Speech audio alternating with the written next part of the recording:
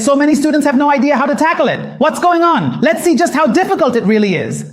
Solve the equation. 3 to the power of x equals x to the power of 9. Find the value of x. Let's try some values first. Is x equal to 0 possible? No, 0 doesn't work. What about x equals 1? 3 to the power of 1. 1 to the power of 9. What about 2? Doesn't work. 3.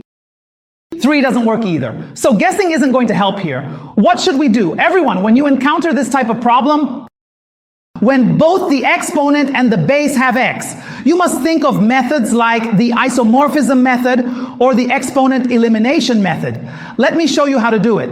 Here, we have an exponent, and here we have a base. So what do? The first step is to eliminate the exponent. How do we do that? That is to say, if I take the 1 over x power on the left side, won't all the exponents be eliminated? Then on the right side, we also need to take the 1 over x power, right? Does that make sense? Do you understand this reasoning? In this way, the exponents are eliminated, aren't they? So, does the left side become 3 now? What does the right side become? Isn't it x to the power of 9 over x? By using the exponent rules, we can eliminate this exponent. So, can we also eliminate this 9?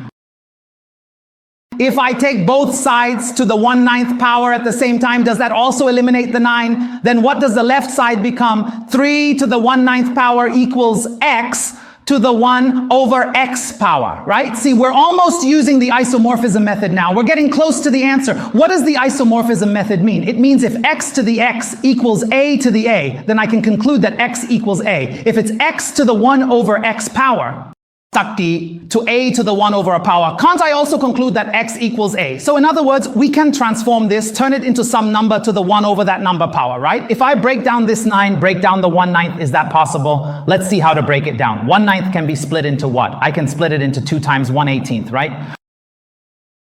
Yeah, you can break it down like that, or you can break it down as 3 times 1/27th.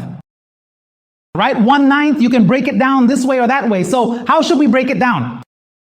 Of course, we should break it down as 3 times 3, since 3 to the 3rd power is 27, right? So I should definitely break 1/9 into 3 times 1/27.